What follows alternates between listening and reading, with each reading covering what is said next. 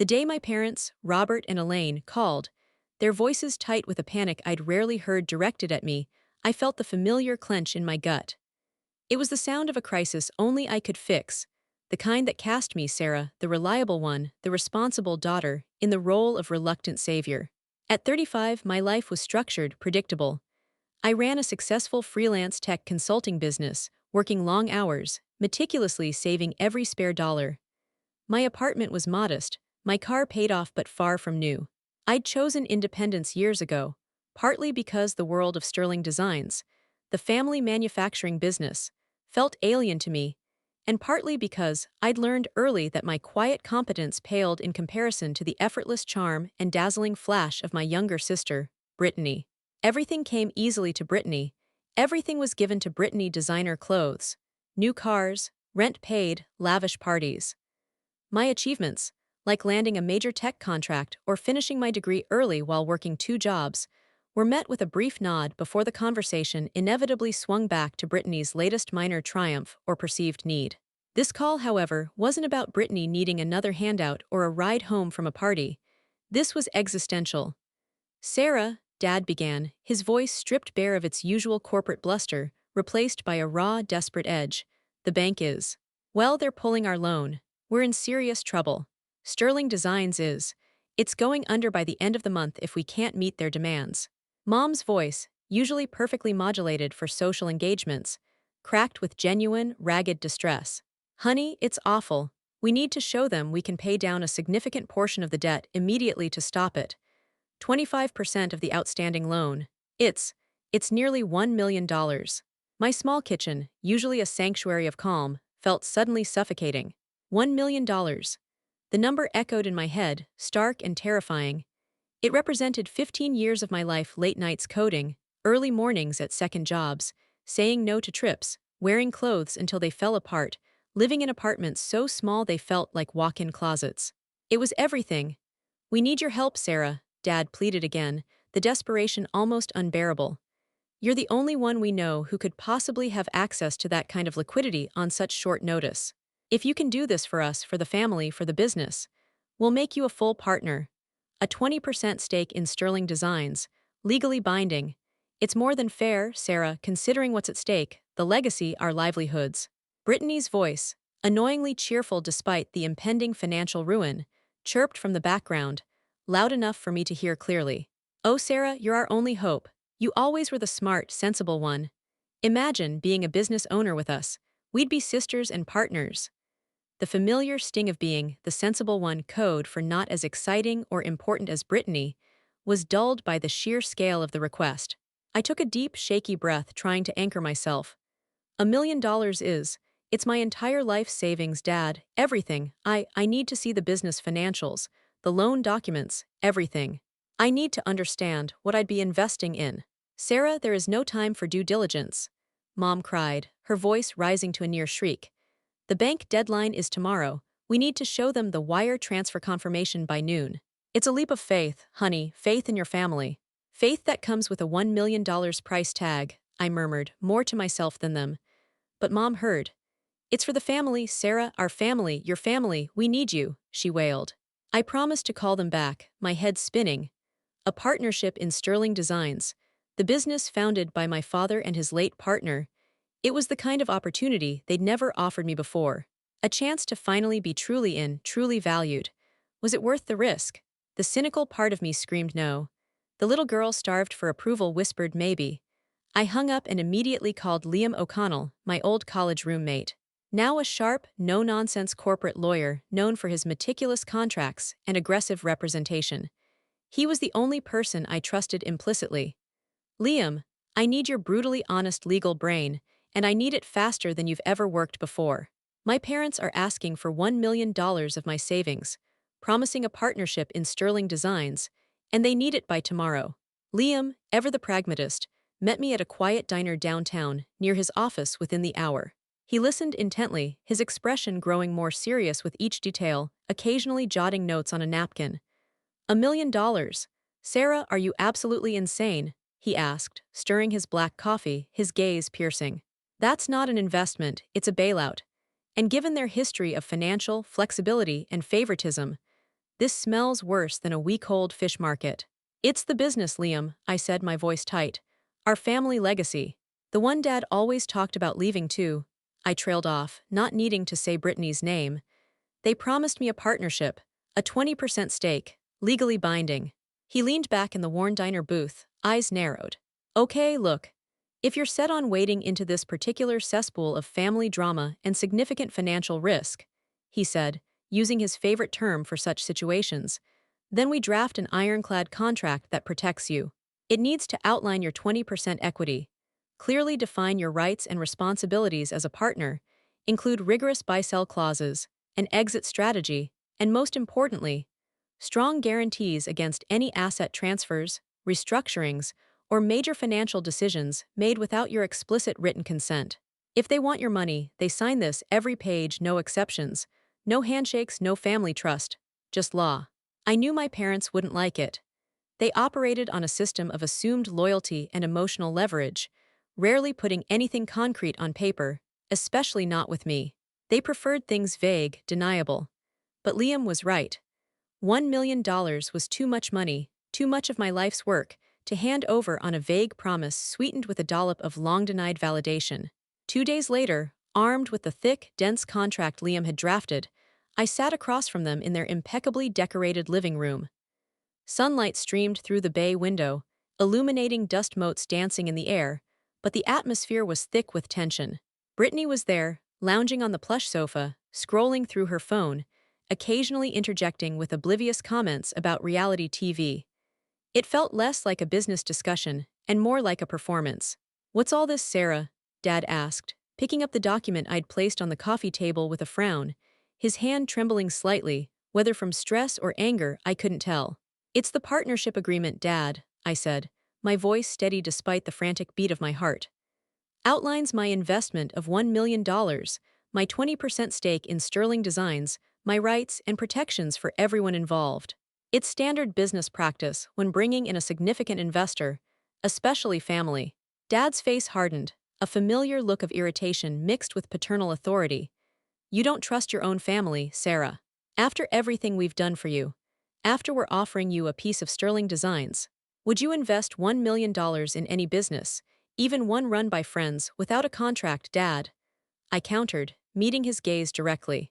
"This isn't about trust, it's about clear terms, it's just business." Brittany finally looked up from her phone, her expression one of exaggerated hurt and disbelief. "Wow, Sarah, really? Their mom and dad are family. How can you be so cold? Then they should be fine with a clear, legal agreement that protects their daughter's investment," I replied, refusing to be drawn into the usual emotional manipulation. "Unless there's something to hide." Mom picked up the contract, her hands trembling more visibly now. She flipped through the pages, her eyes wide. "This seems so formal and excessive. Do we really need all these clauses, Sarah? Partnership meetings, asset disclosure, what is all this?" "It's standard, Mom," I insisted, keeping my voice level. "Liam says it's necessary for an investment this size. It protects all parties. Ask any lawyer. We don't have time to consult lawyers," Dad snapped, his patience wearing thin, his voice rising. "The bank deadline is tomorrow. We need to show them the wire transfer confirmation by noon. We need the money, Sarah, not paperwork." "Then sign the paperwork, Dad," I said, holding out a pen, my hands surprisingly steady. The power had shifted, if only for this moment. "Or I walk away right now. You can explain to the bank why Sterling Designs is going under. Your choice." There was a long, tense silence, thick enough to cut with a knife, broken only by the faint sound of Brittany's phone notifications. My parents exchanged desperate glances. Their need for the $1 million was clearly overwhelming their annoyance at my terms. Finally, Dad sighed heavily, a sound of resignation mixed with resentment, and picked up the pen. Mom followed suit, her lips pressed into a thin line. They signed, both of them, right there on my carefully crafted contract. They barely skimmed the pages, their eyes scanning quickly, too focused on the immediate goal of securing the funds, too certain that their dependable, easily manipulated daughter would never actually enforce the terms, that this piece of paper was just a temporary inconvenience. That night, sitting at my small kitchen table, the glow of my laptop screen reflecting in my eyes, I initiated the wire transfer. $1 million. My life savings, gone in a single click. My bank account balance plummeted to a number that made my stomach clench. It was done. I had emptied my well for them. Hours later, after I'd sent them the confirmation, Mom called, her voice thick with tears, effusive gratitude pouring out. "Oh, Sarah, you saved us. You saved Sterling Designs. You're our hero." Brittany sent a text emoji of praying hands followed by a shopping cart emoji and a champagne bottle. Dad called to promise the partnership paperwork would be finalized immediately after the bank transfer cleared and the bank was satisfied. Driving home from my quiet office the next day, where I'd gone to clear my head and try to focus on actual work, my hands shook so badly I had to pull over onto the shoulder. What had I done? Had I been a hero or a fool? I called Audrey, my best friend since college, the one person who understood the complex, often painful dynamics of my family. I did something either incredibly stupid or incredibly smart. Odd, I said, my voice trembling. "Please tell me you didn't actually give them the money, Sarah," she said, her voice filled with worry. "I did," I admitted, the tears I'd been holding back finally escaping, streaming down my face. But I got something in return." I looked at the signed contract lying on the passenger seat. "I got proof." "A signed contract. Proof of what? That you bilaid them out?" "Proof," I said, taking a shaky breath, a sudden icy calm settling over me, "that they promised me a partnership in exchange for $1 million. And proof that if they break that promise, they're in violation of a legally binding agreement." I started the car again, the fear replaced by a growing, cold resolve. I was stupid, yes, incredibly stupid to trust them. But maybe, just maybe, not as stupid as they think I am. And soon, they'd learn exactly how much that mistake, and that signed piece of paper would cost them. Weeks turned into months. The promised, finalizing partnership paperwork became a running cycle of increasingly flimsy excuses. The corporate lawyer is on an extended leave. There are some complex tax implications we need to sort out. We're just restructuring the business to maximize efficiency. Now that the debt is reduced, it'll all be clearer soon. My calls and emails were met with vague assurances from Mom and Dad, or simply went unanswered. Brittany was suddenly posting a steady stream of photos from luxurious vacations, Aspen in winter, the Hamptons in summer, flashing new cars and jewelry. My $1 million was clearly being put to good use, just not in the way I'd intended. My suspicion grew, a hard, cold knot tightening in my stomach.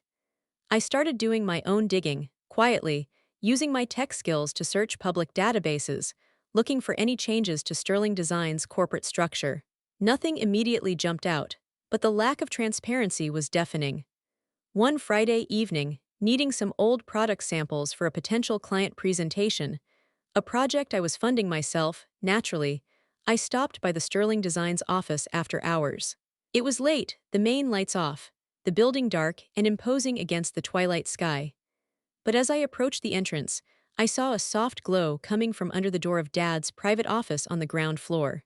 I used my old key to the back entrance, the one I still had from years ago when I'd worked there briefly after college, the key they'd forgotten to ask for back. The air inside was stale, smelling faintly of manufacturing oil and Dad's pipe tobacco.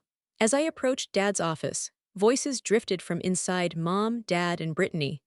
They sounded relaxed, laughing about something trivial.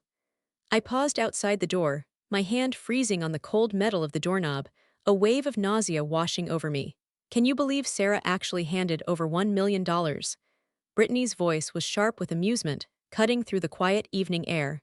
"Just like that. No real questions, just signed that silly contract you guys gave her." My hand dropped from the doorknob as if burned.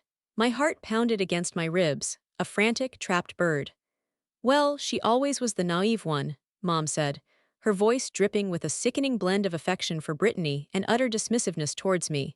"Our little cash cow, always so eager to please us, to finally feel important." Dad chuckled, a low, satisfied sound that chilled me to the bone. "The best part is," he said, gloating, "she still thinks she's getting a partnership. She actually called asking about the finalizing paperwork last week. As if we haven't already restructured Sterling Designs entirely, creating that new holding company, Brittany Holdings, LLC, under Brittany's sole ownership last month. It was all done legally, too, thanks to that sharp lawyer of ours." The floor seemed to disappear beneath me. I pressed my back against the cool, concrete block wall, struggling to breathe, the air suddenly thin and cold.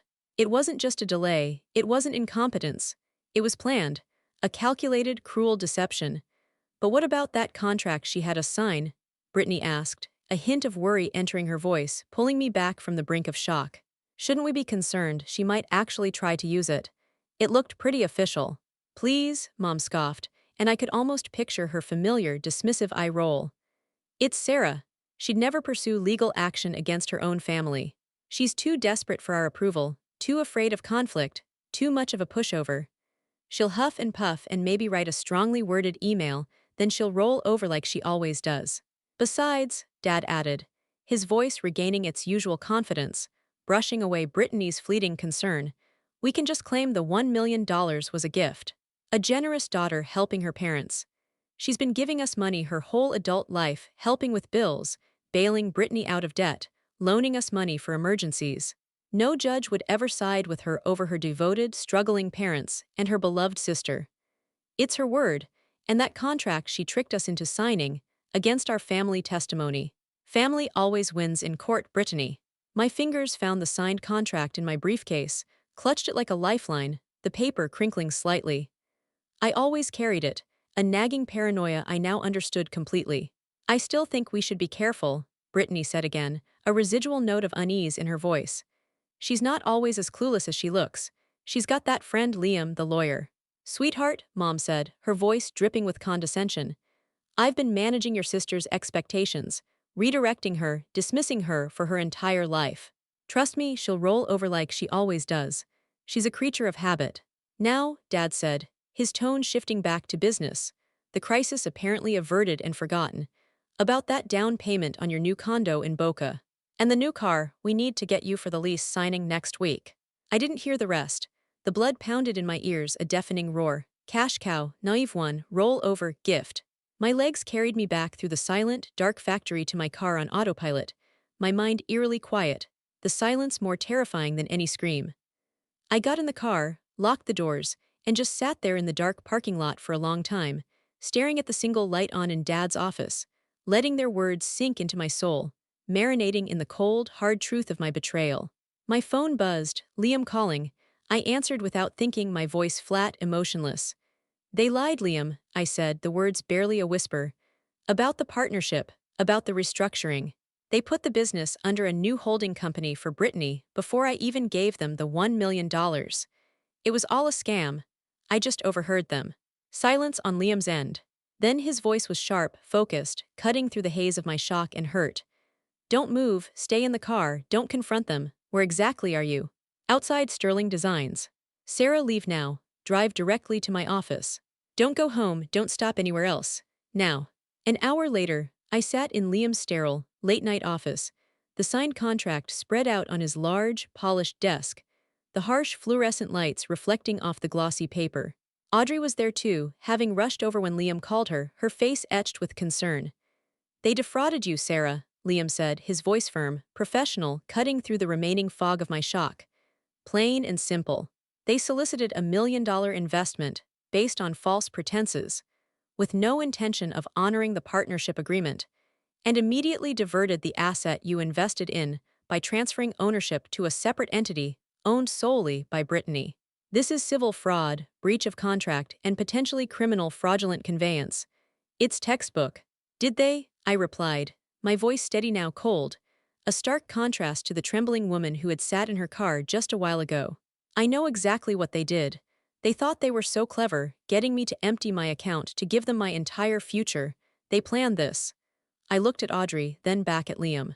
They thought I was still that desperate little girl who'd do anything for a scrap of love or approval, that I'd just accept being cheated, that I'd roll over, that the contract was meaningless. Audrey stopped her restless pacing, her therapist mode fully activated, but her eyes held a glint of something fierce, something protective. What are you going to do, Sarah? I smoothed out the contract on the desk, tracing the signatures of Robert and Elaine. You know what the beautiful, the truly delicious thing about this document is. I looked up at them, a slow, cold smile spreading across my face, feeling something cold, powerful, and terrifying solidify in my chest. They were so arrogant, so sure I was harmless, so dismissive of me, they signed without reading the details. And you, Liam, I looked at him, my smile widening, You added some very interesting clauses, didn't you? Clauses about misrepresentation in soliciting funds, about asset concealment, about fraudulent conveyance, about what happens if they deliberately exclude a partner after accepting a $1 million investment on that promise. Clauses about penalties and legal fees in case of default.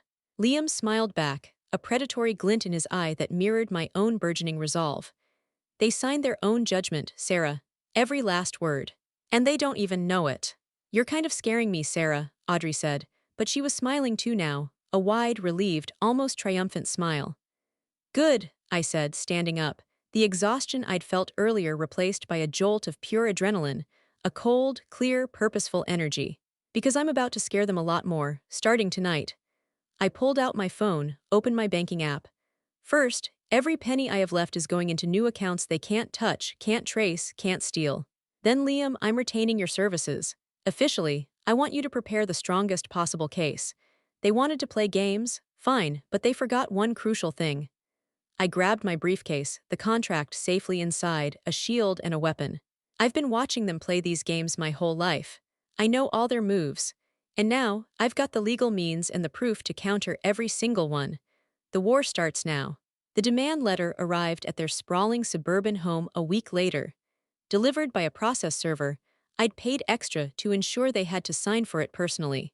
I wasn't there, but I could picture it, Mom in her perfect garden clothes, interrupting her morning routine, signing for the thick envelope, the initial frown of annoyance turning into a look of dawning horror as she read the contents. My phone began to melt down almost immediately after Liam confirmed delivery. 3 missed calls from Mom, 5 from Dad, a barrage of increasingly hysterical and accusatory texts from Brittany, a chaotic mix of outrage, denial, veiled threats, and pathetic pleas. I let it ring for hours while I worked, watching the notifications pile up, fueling my resolve. Finally, I answered a call from Mom. "What is the meaning of this, Sarah? Have you lost your mind?" She shrieked, her voice raw with fury and disbelief, the carefully constructed facade completely gone. "I believe the letter is quite clear, Mom," I said, my voice calm and steady, channeling every ounce of Liam's professional detachment. "It outlines the required return of my $1 million investment, with interest, due to fraud, breach of contract, and fraudulent conveyance regarding the business restructuring. You have 14 days to comply, or we will initiate full legal proceedings." "Legal proceedings? Against your own family?" Dad roared from the background, his voice booming, trying to regain some semblance of control. "Sarah, this is outrageous. We're your parents." "No, Dad," I replied, my voice cold and cutting. "You made it abundantly clear what family means to you when you illegally restructured Sterling Designs under Brittany's sole name after accepting my $1 million investment, which was given on the express condition of a partnership. You defrauded me. You stole from me, just like you always have, but this time it was a 7-figure sum." Silence on the line, thick and stunned. Then Mom's voice, a hushed whisper filled with disbelief. You knew. You knew about Brittany Holdings." "I know everything," I said, my voice like ice. "Every lie, every manipulation. Every time you chose Brittany over me, even when I was the one sacrificing everything to save you. This time your deceit has consequences." I paused, letting the weight of my words hang in the air. "You have 14 days, every cent, plus interest as outlined in the contract you signed. Otherwise, I will file suit for civil fraud, seek to seize the business assets, which were fraudulently transferred, and I won't hesitate to refer the significant financial irregularities I've uncovered to the State Attorney General's Office for Criminal Investigation." "Your choice." "Criminal, Sarah, you wouldn't dare to your own parents." Mom choked out, sounding genuinely terrified now. Brittany's voice, shrill and panicked, cut in, desperate to steer the conversation back to what she thought was the core issue. "You can't do this. The business is mine now. You gave them the money, it was a gift. We can say it was a gift." "Actually, Brittany," I smiled into the phone, a slow, chilling smile that didn't reach my eyes, "about that. It seems the formation of Brittany Holdings LLC involved some rather creative accounting, some potentially falsified documents, and a very rapid transfer just days after my $1 million appeared. The State Attorney General's office might find that very interesting, especially when words like corporate fraud, money laundering, and illegal asset transfer come up in the same sentence as Sterling Designs." Another silence fell, heavier and more terrified than the last. I could hear them breathing, the ragged sound of their fear. "What? What did you do?" Mom whispered, her voice barely audible. "Me? Nothing, yet," I said. "But anonymous tips about corporate fraud, tax evasion, and suspicious financial transfers dating back years tend to get investigated rather quickly, don't they? Especially when they involve millions of dollars, moving through various accounts, and shell companies." Brittany breathed, a sound of pure dread. "I learned from the best, sis," I said, the coldness in my voice absolute. I checked my watch, though there was no real deadline yet, just the one I was imposing. 14 days, not a minute more, the clock is ticking. I hung up and immediately blocked all their numbers on every platform. My hands were shaking, but with exhilaration, not fear. Adrenaline coursed through me, electric and alive. The war they didn't know was coming had just begun, and for the first time I wasn't fighting on their terms. My actions sent ripples through their insulated world, turning their comfortable lives into a public spectacle. Dad's business connections, men and women who valued reputation above all else, began quietly severing ties, unwilling to be associated with the growing rumors of fraud. Mom's carefully curated social circle, built on appearances and subtle displays of wealth, crumbled as whispers turned into open speculation. Suddenly, the source of the Sterling family's prosperity was under scrutiny. Brittany's lavish spending habits, once admired, were now viewed with suspicion, her recent purchases looking less like symbols of success and more like ill-gotten gains. Then came a call from an unknown number. "Is this Sarah?" A woman's voice, vaguely familiar from old country club events I'd been dragged to as a child, events where I usually felt out of place. "Who's asking?" "It's Martha Davies," she said, lowering her voice conspiratorially. "From the old country club board before your mother took over the treasury and things got, let's just say, less transparent." Martha was one of the women my mother had subtly, systematically pushed out years ago, after they'd raised questions about missing funds from various club events. "Yes, Martha." "Sarah," she said, a mix of caution and a hint of satisfaction in her voice. "I saw the news about your family, the rumors circulating about Sterling Designs and the investigations. And it reminded me, there were always questions about missing funds back then when your mother was treasurer. Significant amounts. Things that never added up after Elaine took control of the accounts. We were quietly forced out when we started asking too many questions when we tried to push for a proper audit. We suspected embezzlement. I think I might still have some old spreadsheets, some notes from those meetings that could be relevant to your situation." By the end of the week, 3 more calls like that came. Former business associates of Dad's, people who had been involved in various community projects or nonprofits Elaine and Robert had chaired or supported with much fanfare. They all had similar stories. Discrepancies, missing funds, charitable donations that seemed to vanish, sudden, unexplained shifts in family finances that coincided precisely with my parents' involvement in these organizations. They all had lingering suspicions, quietly buried resentments, and now, emboldened by the public scrutiny on my family, they were ready to talk, ready to share the evidence they had quietly held onto for years. Liam and I spent days poring over the information, cross-referencing dates and amounts, tracing the flow of money through a complex web of accounts, shell companies, and real estate transactions. "This goes back years, Sarah," Liam said, his office buried under stacks of documents, his eyes serious. "This isn't just about your $1 million. This is a long-running pattern of systematic fraud, embezzlement, and financial exploitation disguised as a respectable family business and philanthropic activity. They've been stealing from people, from organizations, for decades. We found evidence of shell corporations registered in different states, offshore accounts in tax havens, and complex money laundering schemes tied not only to Sterling Designs, but also to various charitable activities my parents and Brittany were prominently involved in. The youth sports league Brittany was managing with such public dedication. A significant portion of its funds was being siphoned off into her personal accounts, and Brittany Holdings LLC.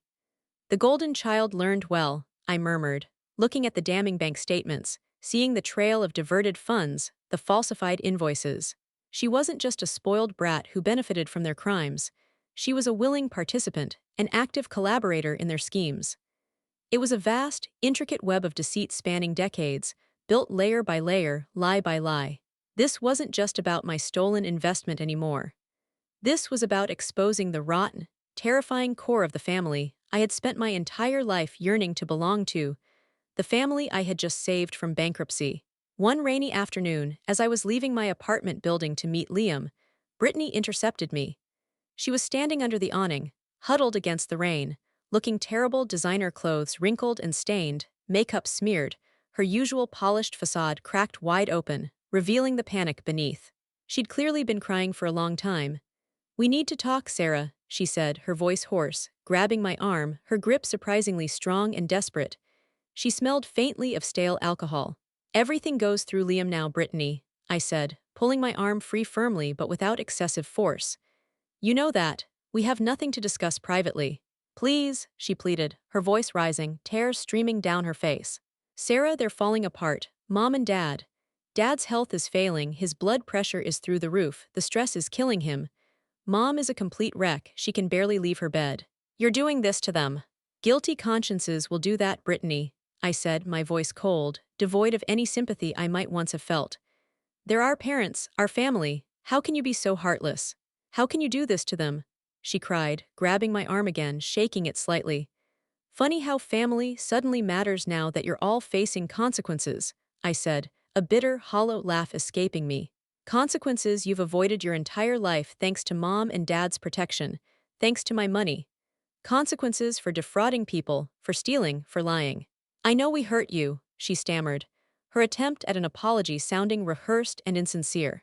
"About the business, about the money, it was a mistake." "Hurt me?" I scoffed, the bitter laugh returning. "You helped them steal my future. You benefited from their manipulation for years, lived a life of luxury and entitlement while I worked 3 jobs and saved every single penny. And now you're here, putting on a show, because your easy ride is collapsing, because the consequences have finally caught up to you. It's not what you think, really, Sarah, we didn't mean. It was just temporary," she insisted, wringing her hands, looking around nervously. "Really, because I think you're only here because the walls are closing in, Brittany," I said, stepping closer, my voice low and sharp, like a predator cornering its prey. "Sterling Designs is being dismantled. Your trust fund is frozen, being investigated. Your accounts are being audited.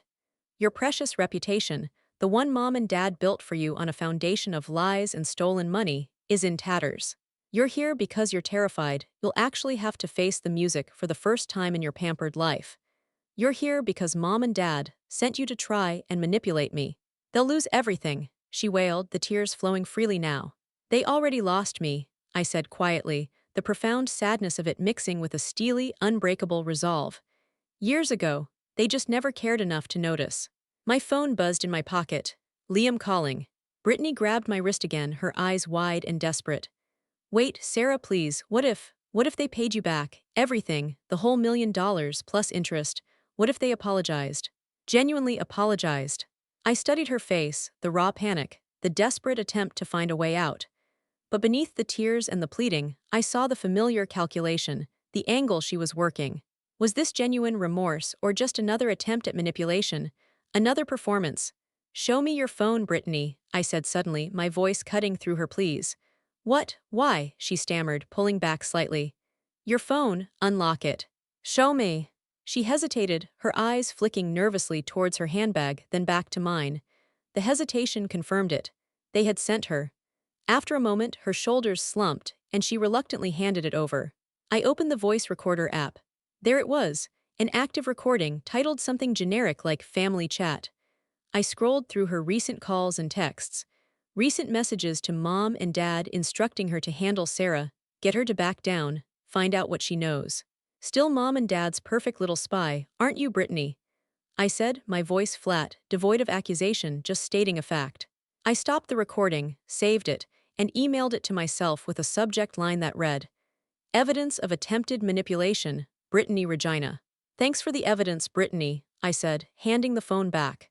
"This recording and these texts will be very helpful. Liam will love this." Her mask shattered completely, peeling away to reveal the seething rage beneath. Her face twisted with pure, unadulterated hatred. You think you're so smart, Sarah, you think you've won. But you have no idea what's coming." "Is that a threat, Brittany?" I asked, my body tensing, the adrenaline surging again. It's a promise, she hissed, her voice low and venomous, stepping back, her composure returning with startling speed, like a cold, hard switch had been flipped. The tears stopped instantly. You want to play hardball? Fine, let's play. Remember, Sarah, I learned from the best. She turned and walked quickly towards a waiting black car at the curb, not a taxi, but a sleek sedan, the kind that looked like it belonged to a lawyer or a fixer. I called Liam immediately, my voice slightly shaky with the aftermath of the confrontation, the raw malice in her eyes more unsettling than her tears. Brittany just tried to record me, I told him. She's still working for them. Perfect timing, Sarah, he replied, his voice calm and steady, a reassuring presence. I was just about to call you. Our investigator uncovered something significant in the old Sterling Designs archives. Something your father thought he'd buried forever. Something that explains a lot. Liam's investigator had finally located the hidden storage unit, listed under one of the shell companies we'd uncovered. Inside, amid stacks of irrelevant paperwork, were old financial records from nearly a decade prior. These records weren't just about the business. They were tied to a series of fraudulent insurance claims and a suspicious death dating back to 2015. A former business partner of my father's, a man named Arthur Sterling. The timeline was damning. Arthur Sterling, the original co-founder of Sterling Designs, the man whose name shared the company's letterhead, had reportedly died in a sudden accident, shortly after a major disagreement with my father, a disagreement about the business's finances. Arthur had reportedly threatened to expose significant irregularities. Days after his death, my father had collected a massive life insurance payout, a multi-million-dollar sum. And almost immediately after, Sterling Designs had suddenly flourished, expanding rapidly. The old records from the storage unit hinted at forged documents related to Arthur's will and the insurance claim, and a large portion of that insurance payout funneled not back into Sterling Designs for expansion, but into discrete trust funds established for Brittany, and strangely, a smaller, much less funded one in my name that I never knew existed. This wasn't just fraud. This was beginning to look like murder, meticulously covered up by years of sophisticated financial manipulation and deception, the wealth derived from it funding the lavish lifestyle and the favoritism that defined my childhood. And my parents, my respectable, church-going, community-leading family, were at the center of it all. The information hit me like a physical blow, far worse than the theft of my $1 million. This explained everything: the blatant favoritism, the constant undermining of my worth, the feeling that I never quite measured up. It wasn't just that I wasn't Brittany. It was that my very existence, my competence, my independent nature, was a potential threat to the carefully constructed empire built on lies and, potentially, blood. This went far beyond my stolen investment. This was exposing the rotten, terrifying core of the family I had spent my entire life yearning to belong to. It explained why Brittany was the golden child.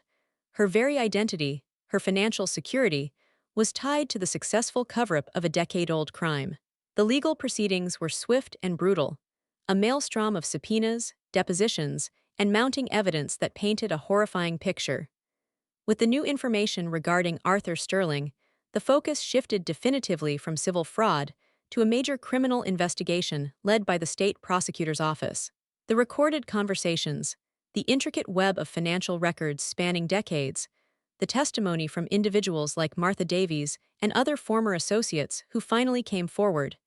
It all built a clear, undeniable case against my parents. Brittany, in a desperate, self-serving move, turned on our parents, making a deal with the prosecution to reduce her own exposure. She agreed to testify against them regarding the financial schemes and the cover-up related to Sterling Designs and the siphoning of funds from various organizations, minimizing her own role and portraying herself as a naive participant, manipulated by her cunning parents. It was classic Brittany, always finding a way to play the victim, even as her world collapsed around her. My parents were arrested. Robert and Elaine Regina, pillars of the community, charged with multiple counts of corporate fraud, embezzlement, conspiracy, money laundering, and charges related to the suspicious death of Arthur Sterling. The images of them, stripped of their dignity, their faces gray and drawn, handcuffed and led into a police car, were broadcast on every news channel. It didn't bring me the wave of triumphant satisfaction I might have expected. Just a profound, hollow ache in my chest. The family I had wanted for so long, the family I had tried to save, was gone. It had never really existed as anything other than a facade. Sterling Designs was dissolved, its assets seized by the state to repay creditors, former business partners, and compensate the charitable organizations they had systematically defrauded over the years. Brittany received a reduced sentence for her cooperation, more time in prison than she had ever faced for any consequence in her life, but far less than she deserved for her complicity.